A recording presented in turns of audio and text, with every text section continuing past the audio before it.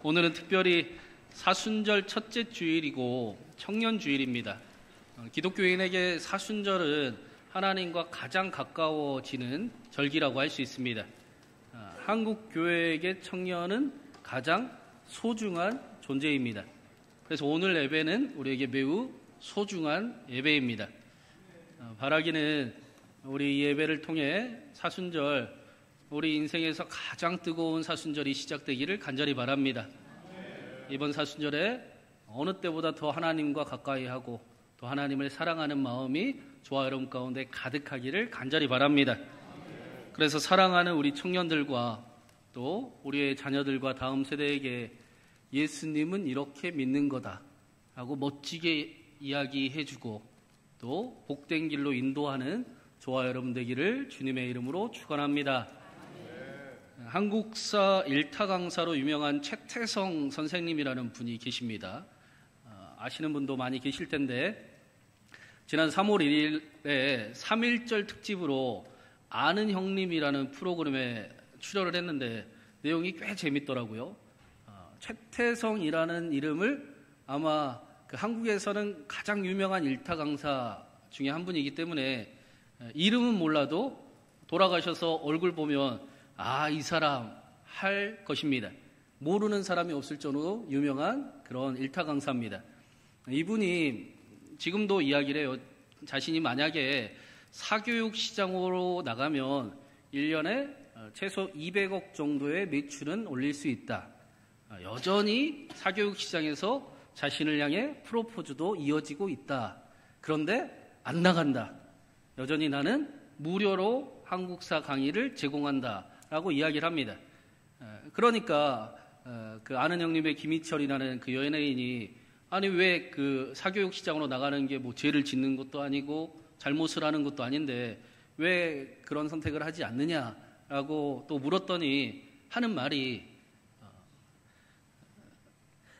자신은 이제 회군할 수가 없습니다. 나는 이제 그런 사람이 되어버렸습니다. 많은 사람이 역사를 가장 쉽게 무료로 알 수 있도록 하는 사람, 최태성이라는 사람이 우리나라에 자리가 잡혀버렸기 때문에 돌아갈 수가 없다라고 이야기를 합니다. 그러면서 하는 말이 자기도 돈을 벌고 싶대요. 200억 벌 수 있으면 한 1년에 200억을 누가 벌 수 있겠습니까? 자기도 돈을 벌고 싶고 벤츠도 타고 싶고 GD처럼 멋진 으리으리한 집도 사고 싶고 서장훈처럼 건물도 사고 싶습니다. 그런데 그런 것들보다 더 소중한 것이 자신에게 생겼습니다. 우리나라의 그 수학능력 시험 사교육 시장은 엄청나지 않습니까?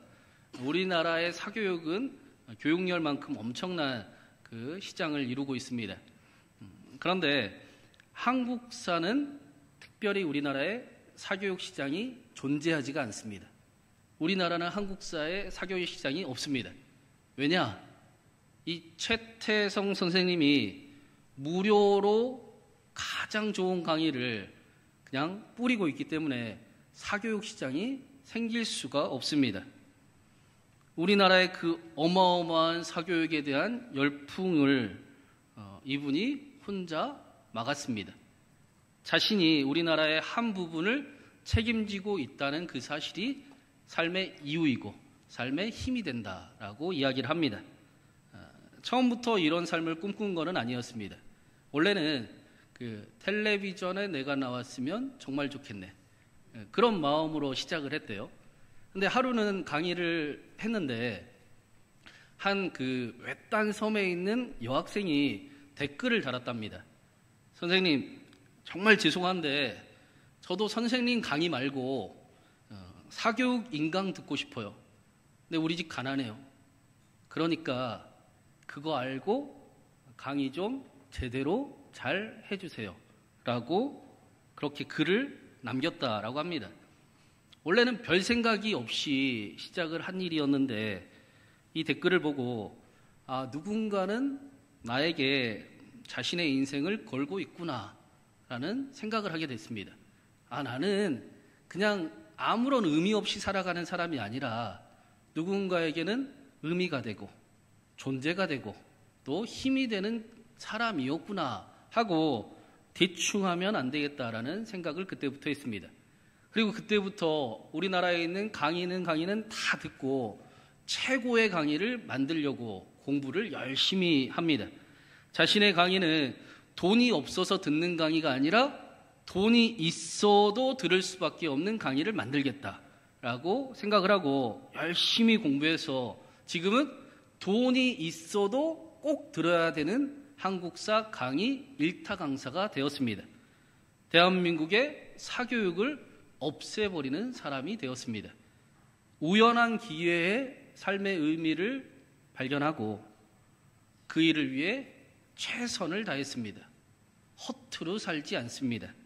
그리고 그 일이 많은 사람에게 큰 힘과 또 소망이 되었습니다. 이러한 모습을 보고 그 아는 형님이라는 프로그램에서 그 최태성 선생님을 향해 사명감이 있네요 라고 이야기합니다. 세상이 그를 볼 때에 당신은 특별한 사람이네요. 고귀하고 존귀해 보입니다 라고 이야기를 합니다. 하나님께서 저와 여러분에게도 동일한 말씀을 지난 몇 주 동안 계속 전해주고 계십니다. 우리는 바울 사명의 사람의 말씀을 통해 하나님이 우리를 사명을 다시 회복시키시고 사명을 발견하게 하시고 사명을 꿈꾸게 하시며 사명을 이루게 하시는 그 길에 우리는 함께 말씀과 동행하고 있습니다. 하나님께서는 저와 여러분을 통해 특별한 계획을 가지고 계시고 우리는 그냥 온 인생이 아니라 하나님의 특별한 계획 안에 하나님의 일을 이루기 위해 이 땅에 세워진 사람들입니다.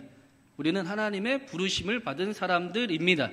하나님은 우리를 통해 그 일을 이루실 것입니다. 우리를 고귀하고 존귀하다라고 말씀하시고 특별하다라고 부르십니다. 우리는 누군가에게는 큰 책임과 큰 힘과 큰 소망이 되는 존재들이기 때문입니다. 오늘 말씀에 바울은 지난 시간에 두로에서 이제 떠나서 마지막 배의 종착항인 돌레마이라는 곳에 도착을 합니다. 우리 7절, 8절 말씀 한번 먼저 같이 읽어보겠습니다. 두로를 떠나 항해를 다 마치고 돌레마이에 이르러 형제들에게 안부를 묻고 그들과 함께 하루를 있다가 이튿날 떠나 가이사라에 이르러 7 집사 중 하나인 전도자 빌립의 집에 들어가서 머무니라. 돌레마이에 도착한 바울은 그곳에서 하룻밤을 묵고 이튿날 가이사라로 걸어서 빌립의 집에 도착을 했습니다. 이 전도자 빌립을 오늘 말씀에서 소개하기를 7 집사 중에 한 사람 빌립이라고 소개를 합니다. 이 빌립이 초대교회 최초로 스데반과 함께 집사의 직분을 받았던 사람입니다. 스데반하고는 같은 동기 동창, 최초로 집사의 직분을 받은 사람, 하나님이 직분을 맡긴 사람이 바로 이 빌립이었습니다.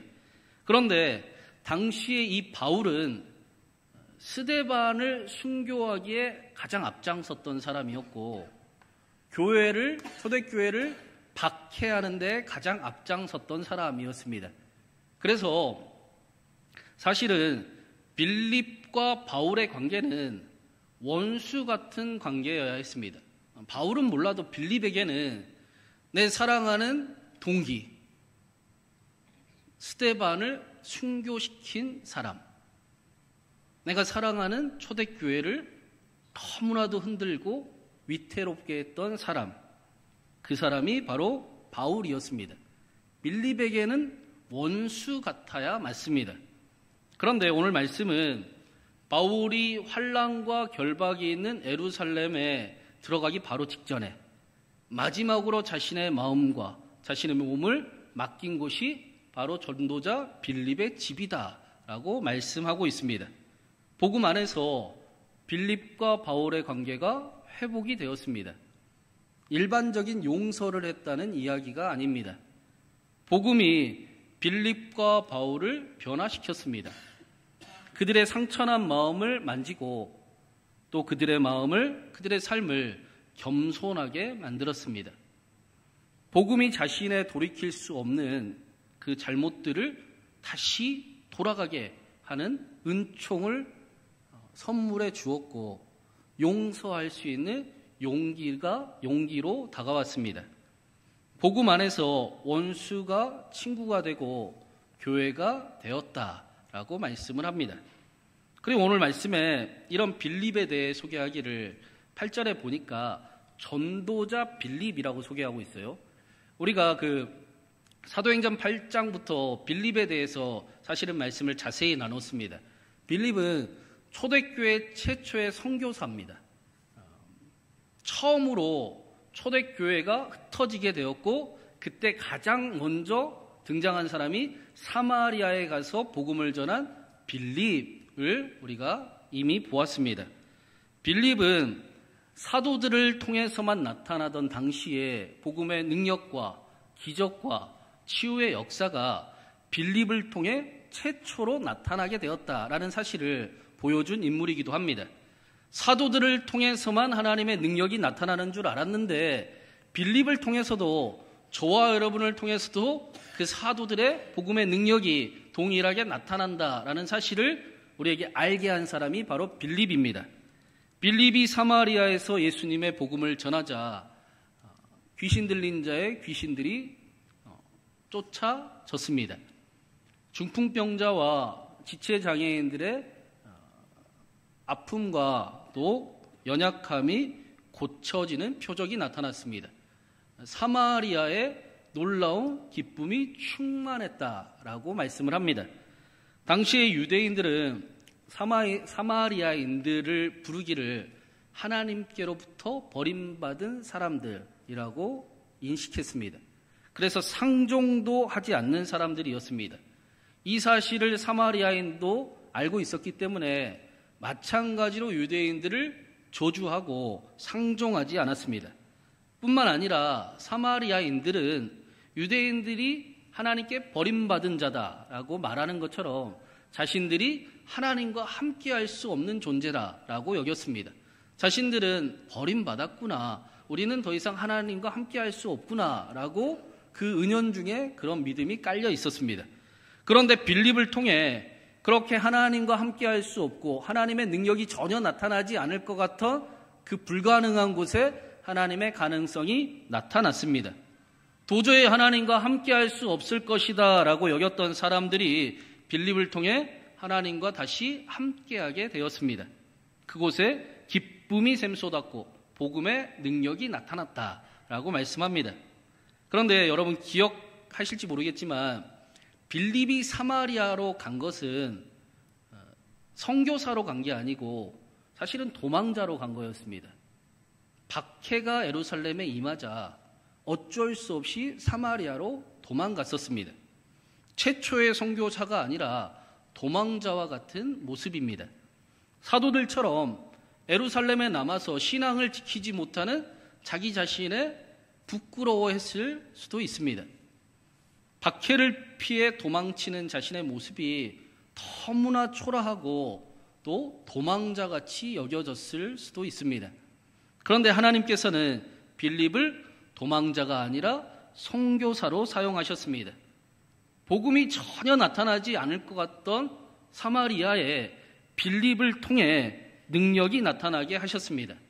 사랑하지 못할 거라고 여겼던 사마리아에 기쁨이 넘치게 하셨습니다. 복음이 빌립의 모든 편견을 깨트렸고 빌립이 가지고 있던 사랑의 장애물들을 모두 다 허물었습니다. 도망자 같은 자신까지도 사랑하시고 사용하시는 하나님, 그래서 오히려 사랑하는 사람이 되게 만드시는 하나님을 빌립이 복음 안에서 경험합니다. 그 일이 오늘 말씀에서는 복음 안에서 원수 같던 바울이 친구가 되었다라고 말씀하는 겁니다. 그리고 9절 말씀에 보니까 빌립의 딸이 넷이 있었는데 그 딸들이 처녀이고 애언하는 자들이라고 말씀합니다. 이 처녀라는 단어는 순결함이라는 단어가 들어있습니다. 그리고 애언하는 자라는 것은 미래를 점친다라는 의미보다는 하나님의 말씀을 가지고 있는 사람들, 하나님의 말씀을 전달하는 사람들, 하나님의 말씀을 가르치는 사람들이라는 뜻입니다. 빌립의 네 딸이 어떤 모습이었느냐? 순결한 모습으로 하나님의 말씀을 가지고 있었고 그 하나님의 말씀을 전하는 삶을 살아가고 있었다라고 알려주는 겁니다. 아버지 빌립이 하나님의 말씀대로 살아가는 모습을 보고 딸들이 자랐는데 딸들도 순결하게 하나님의 말씀을 지키고 말씀을 따르고 말씀을 전하는 사람들로 성장하였다라고 말씀합니다.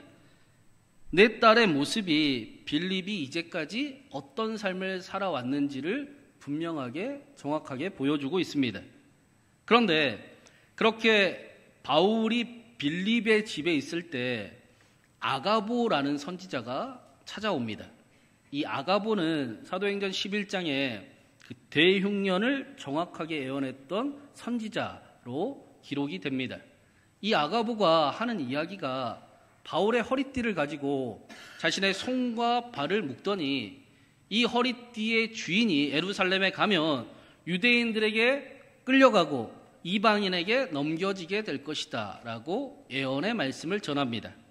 그래서 12절에 보니까 우리가 그 말을 듣고 그곳 사람들과 더불어 바울에게 예루살렘으로 올라가지 말라 권하였다라고 말씀합니다.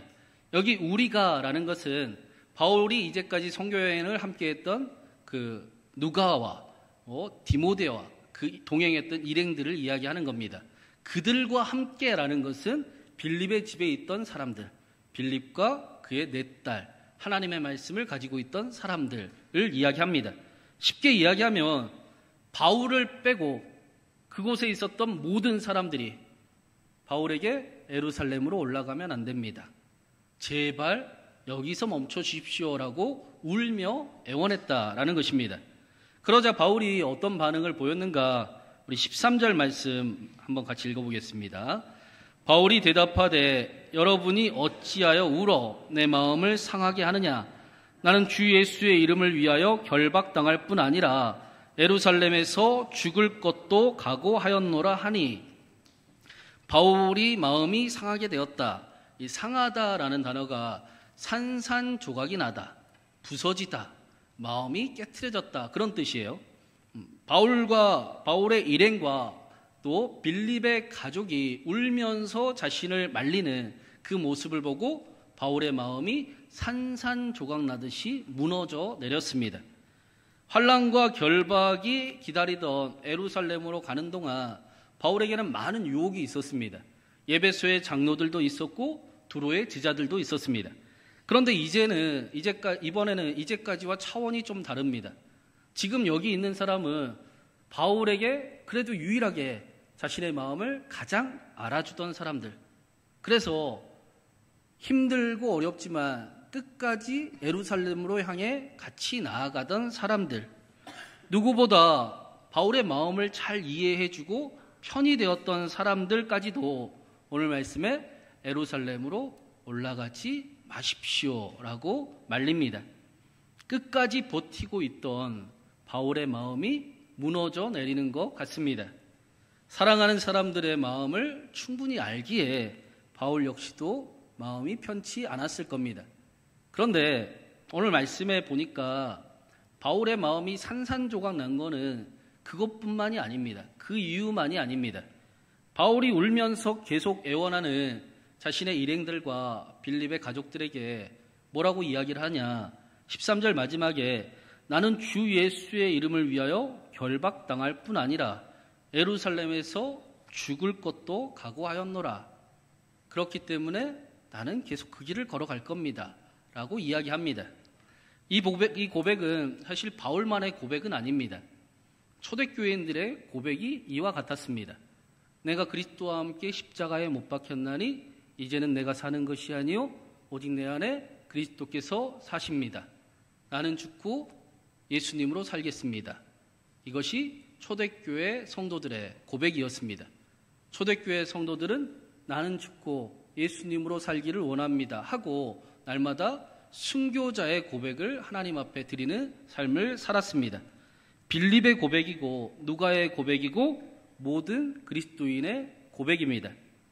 우리도 순교자로 하루하루 살아가고 있습니다. 우리도 나는 죽고 오늘도 나는 예수님으로 살겠습니다 라고 순교의 고백을 하나님 앞에 드리며 하루를 시작합니다. 그 사람들을 성경이 예수 그리스도를 따르는 사람들, 그리스도인이라고 부릅니다. 십자가의 도가 멸망당하는 자들에게는 미련한 것일지 모르겠지만 구원을 받은 나에게는 하나님의 능력이 맞습니다. 나는 오늘도 나는 죽고 예수님으로 살고 싶습니다 라고 기도하는 사람들, 순교자의 고백을 드리는 사람들이 바로 우리들입니다. 여러분 맞지요? 우리가 순교자처럼 살고 있지 않습니까? 막 완벽하고 잘하고는 난중의 일이고 우리의 방향은 그쪽을 향해 가고 있습니다. 우리는 날마다 그래도 나는 죽고 예수님으로 살고 싶습니다 라는 순교자의 고백이 있습니다. 빌립이 성경에 처음 등장하는 그 사도행전 8장과 오늘 말씀의 사이에는 30년의 간격이 있습니다.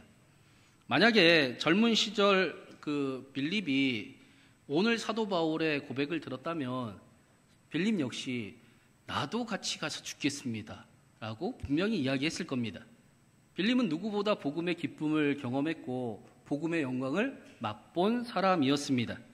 예전에 빌립이었다면 조금도 망설임 없이 나도 예루살렘으로 함께 같이 가고 싶습니다 라고 말했을 것이 틀림없습니다.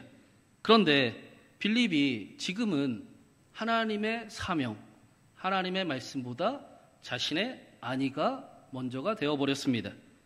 사마리아에 가서도 복음을 전하던 빌립이 환난과 결박이 있는 예루살렘은 가서는 안 되는 곳이 되어버렸습니다.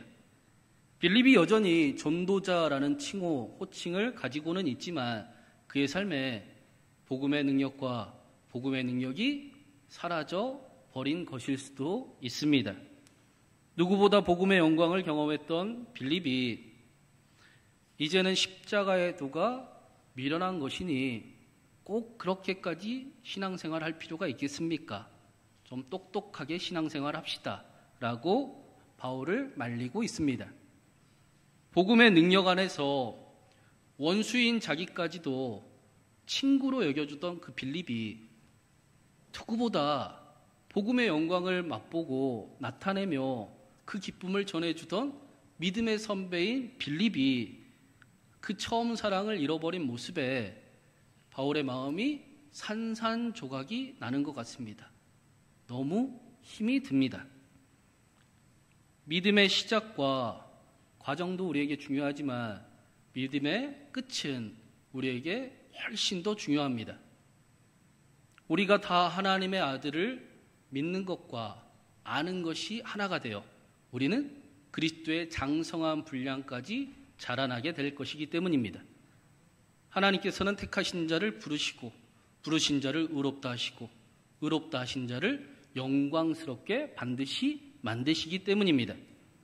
복음은 씨앗 생명이어서 우리에게 심겨진 그 처음의 모습은 겨자씨와 같으나 그 일은 자라고 자라 큰 새들이 깃드는 나무가 되기 때문입니다. 그래서 예수님을 믿는 믿음은 과거형이 아닙니다. 오늘 우리가 살아가는 현재 진행형입니다. 우리는 오래된 복음을 가지고 살아가는 사람이 아니고 오늘 복음을 가지고 지금 기쁜 소식을 가지고 살아가는 사람들입니다. 그렇게 힘이 없어서야 되겠습니까? 사도 바울은 그렇기 때문에 나는 주 예수의 이름을 위하여 결박당할 뿐 아니라 예루살렘에 가서 죽을 것도 각오하느라 라고 말씀합니다. 그렇기 때문에 나는 예수의 좋은 병사가 되기를 원합니다. 그렇기 때문에 나는 오늘도 힘을 낼 것입니다. 내가 비록 부족함이 있고 연약함이 있고 못남도 있지만 그러나 나는 오늘 더욱 예수 그리스도의 길을 그렇기 때문에 따라가기를 원합니다. 사랑하는 아들 디모데에게도 사도 바울이 교회가 세상과 타협을 하고 많은 사람들이 그 길에 따라가 편승한 일에 믿음을 잃게 되는 일들이 나타나겠지만 세상이 하나님보다 커 보이는 세대를 눈앞에 보게 되겠지만 그렇기 때문에 너는 강하게 서라. 그러므로 너는 더욱 믿음 가운데 굳세게 서야 한다. 그렇기 때문에 너는 예수의 좋은 병사가 되어야 한다라고 말씀했습니다. 한국교회가 한국 인구의 25%가 기독교인이라고 자랑하던 때가 있었습니다. 그렇죠? 4분의 1, 4명 중에 1명은 예수님을 믿는 사람들이었어요. 우리는 여전히 그 영광과 그 기쁨 안에 또 추억 안에 살아가고 있기도 합니다. 그런데 그로부터 30년이 지난 오늘 우리는 누구에게도 예수님을 믿는 사람입니다 라고 이야기하지 않습니다. 내 믿음을 적들에게 알리지 말라 라는 신앙이 지혜로워 보입니다. 믿음이 적어서가 아닙니다. 시대가 그런 시대가 되어버렸습니다. 오히려 예수님을 믿는다라는 고백이 민폐같이 여겨질 때도 있는 현실입니다. 그런데 그렇기 때문에 우리 신광교회는 그렇기 때문에 예수의 좋은 병사가 되어야 합니다.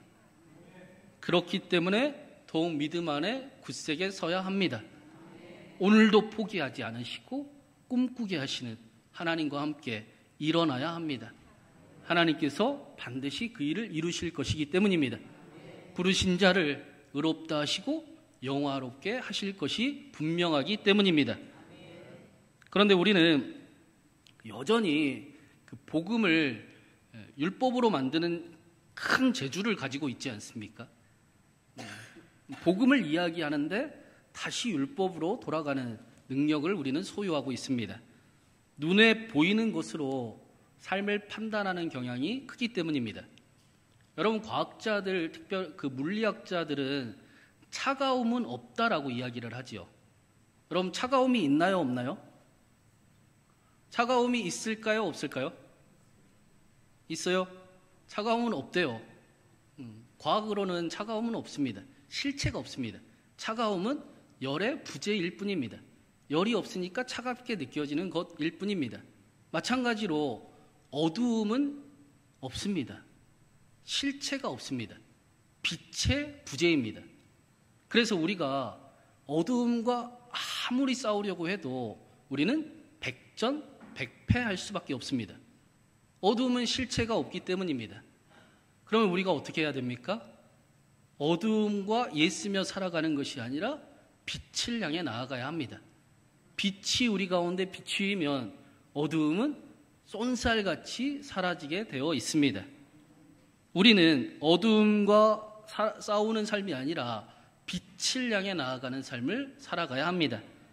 예쓰고 경건을 이루는 삶이 아니라 예수님을 기억하고 말씀으로 오신 예수님을 묵상하고 예수님과 함께하고 예수님을 사랑하는 그 길을 우리가 걸어가야 합니다. 그 길을 걸어가면 우리 삶에 예수 그리스도의 빛이, 예수 그리스도의 소망 되심이, 예수 그리스도의 진리 되심이, 생명 되심이, 회복과 능력이 임한다라고 성경이 가르치는 것입니다. 사랑하는 여러분, 우리는 오늘부터 사순절을 맞이하고 있습니다. 바라기는 우리 인생의 가장 뜨거운 사순절이 되기를 바랍니다. 그냥 사순절이네 하고 교회에 왔겠지만 전문을 나갈 때는 이번 사순절은 어떤 때보다도 더 예수님을 사랑하고 예수님과 함께 해야 되겠다라는 마음을 품고 나아가는 저와 여러분 되기를 간절히 바랍니다. 빛을 향해 나아갈 때 모든 어두움이 떠나가는 것을 경험하는 저와 여러분 되기를 간절히 소망합니다. 우리의 믿음이 어제보다 오늘이 더욱 나았고 오늘보다 내일이 더 하나님을 뜨겁게 사랑하는 그런 믿음이 되어서 우리를 통해 역사하시는 하나님을 만나고 또 보고 듣고 함께 예배하는 저와 여러분 되기를 주님의 이름으로 축원합니다.